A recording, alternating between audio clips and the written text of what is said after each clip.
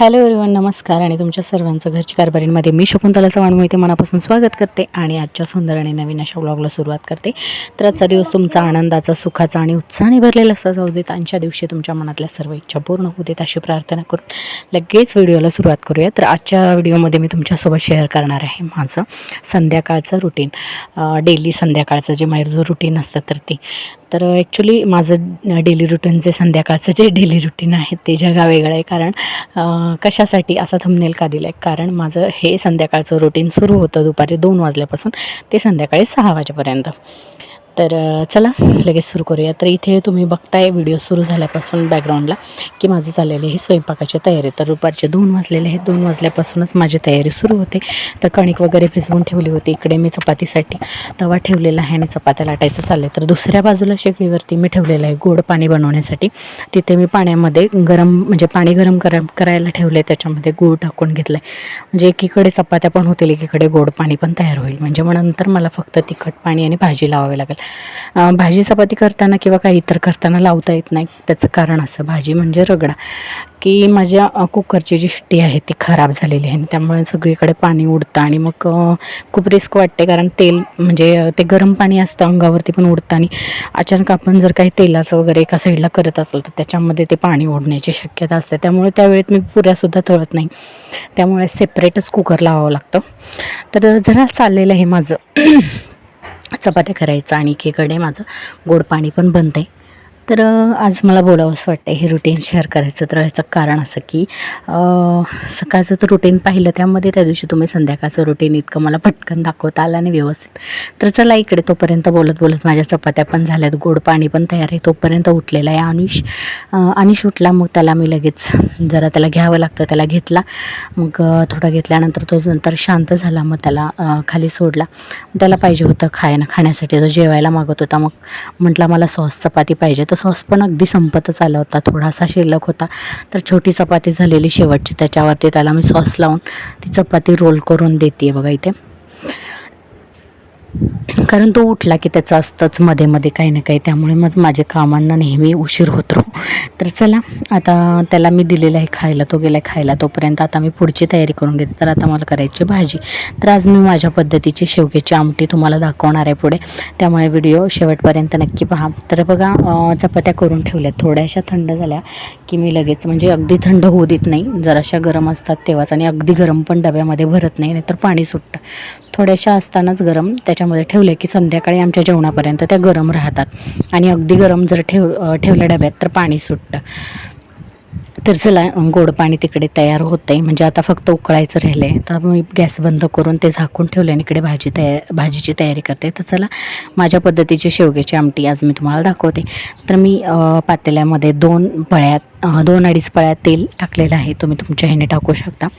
तर थोडंसं तेल टाकायचं. तर आता बरेच जण शेवग्याची आमटी ही वाटण वगैरे खोबऱ्याचं घालून अशा पद्धतीने करतात, पण आमची अगदी एकदमच साधी सोपी असते. अगदी रोजच्यासाठी जेव्हा आपण करतो ती, असं काही जास्त मसाला वाटण नाही, काही नाही, पण अशी पण खूप छान लागते.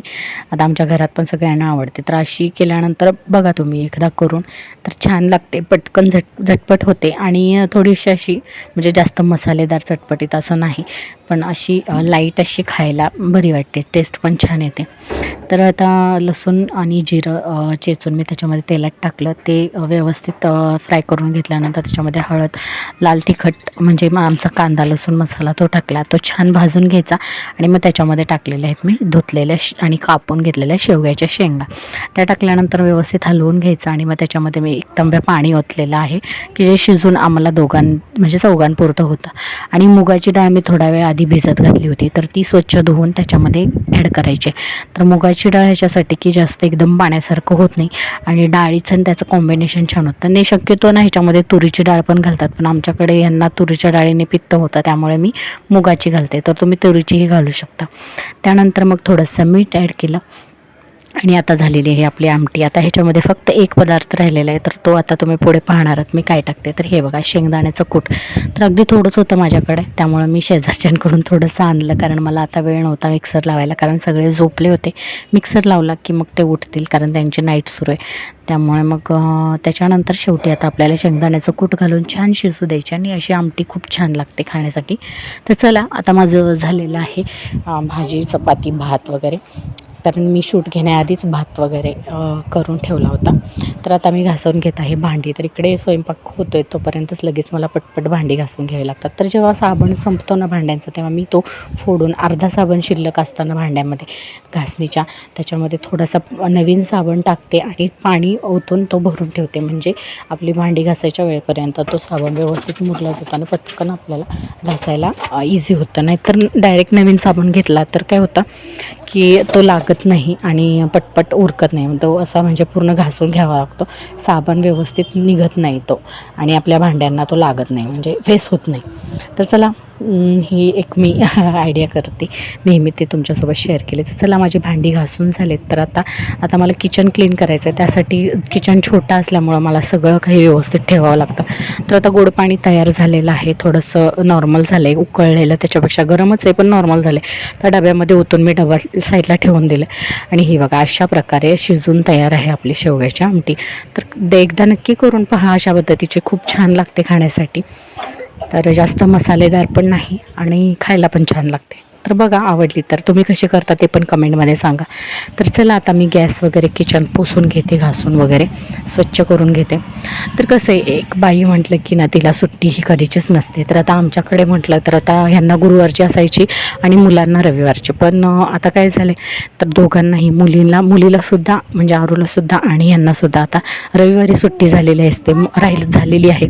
त्यामुळे ह्या दोघांचासुद्धा रविवारी आराम असतो, कारण आम्हाला सुट्टी आहे म्हटल्यानंतर आम्ही निवांत. तशी थोडीफार मदत करतात, पण सुट्टी म्हटलं की एक वेगळंच असतं ना, प्रत्येकाला आहे. पण एक बाई म्हटलं की सुट्टीही नसते, घरातल्या गृहिणीला सुट्टी ही कधीच नसते. आता जसं म्हटलं तर मी स्टॉलला सुट्टी घेते सोमवारी, ह्यांची सुट्टी असते रविवारी. तर त्या दिवशी आता ह्यांची सुट्टी असते, त्यांना सगळ्यांना आराम म्हणून मला करावंच लागतं, आणि प्रत्येक घरातल्या लेडीजलाही करावंच लागतं, घरातलं कामही चुकत नाही. त्यानंतर आता मी जरी सोमवारी सुट्टी घेतली स्टॉलची, तरी बाकीच्यांची सुट्टी नसते, त्यांचं सगळं म्हणजे वेळेत होणं गरजेचं असतं, कामाला जाणं किंवा स्कूलला जाणं. त्यामुळे त्या वेळा पाळण्यासाठी माझी जरी सुट्टी असली त्या दिवशी, तरी मला ते वेळेत सगळं करावंच लागतं. म्हणजे एकंदर हेच की देवाने नाही खूप असं फुरसतमध्ये बाईला बनवलं आहे, बाईची रचना किंवा एका स्त्रीला निर्माण केलं, पण तिच्या नशिबामध्ये एक निवांतपणा हा तोच लिहायचाच विसरून गेलेला आहे. म्हणजे एक हिंदी वाक्य आहे की खुदा ने स्त्री को बनाते वक्त बड़ी फुर्सत से बनाया है, लेकिन उसकी नसीब में फुर्सत लिखना ही भूल गया है. तर तसंच.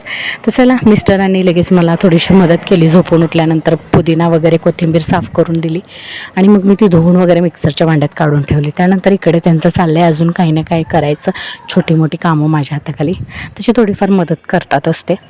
त्यानंतर मग मी लगेच मिक्सर लावून घेतला तिखट पाण्यासाठी, आणि बनवून घेतला मसाला, आणि लगेच लागलीच मी तिखट पाणी पण बनवून घेतलेलं आहे. तर बघितलं तुम्ही, मी अशी थोडा वेळ ही मला ह्या वेळेत संध्याकाळच्या रुटीनमध्ये असं निवांत, म्हणजे किंवा निवांत पण म्हणता येणार नाही, असं रिलॅक्स थांबताच येत नाही. रिलॅक्स मी होते ती डायरेक्टली स्टॉलवरती गेल्यानंतर. तर अशी असते माझी संध्याकाळच्या रुटीनमध्ये, माझ्या संध्याकाळच्या सगळ्या गोष्टींची गडबड, कारण मला वेळ गाठायची महत्त्वाचं असतं. आणि हे सगळं काम माझं 2 वाजल्यापासून दुपारी सुरू होतं. त्यामुळे मी म्हटलेलं आहे सुरुवातीला, आणि थंबनेलला पण टाकले की माझं संध्याकाळचं जगावेगळं रुटीन आहे. तर अगदीच जगावेगळं आहे, कारण की संध्याकाळचं रुटीन माझं दुपारी 2 वाजल्यापासून सुरू होतं. आणि हे बघा, आता स्टॉलवर जाण्याआधी सगळी कामं झालेत, मग आम्ही नाश्ता किंवा चहा वगैरे घेतो. तर नाश्ता असं म्हणता येणार नाही, आम्ही मोस्टली जेवणच करतो. म्हणून मी जसं की तुम्हाला कालच्या ज्या वेटबाबतचा जो व्हिडिओ टाकला आहे वर्कआउटचा, त्याच्यामध्ये म्हटलं की मी संध्याकाळचं जेवण हे हलकं करते, कारण मी ह्यावेळी स्टॉलवर जायच्या आधी जेव्हा आम्ही म्हणजे खातो काहीही, तेव्हा मी हेवी जेवण करते, म्हणजे अगदी पोट भरून खाते, म्हणजे मग नंतर लवकर भूक लागत नाही. तर चला, आता निघालेली आहे मी स्टॉलवरती. तर आता वाजलेले आहेत 5, 5:15 वाजलेले आहेत, आणि आता स्टॉलवर गेल्यानंतर थोडंफार इकडे तिकडे सगळं सामान लावेपर्यंत 6 वाजतातच.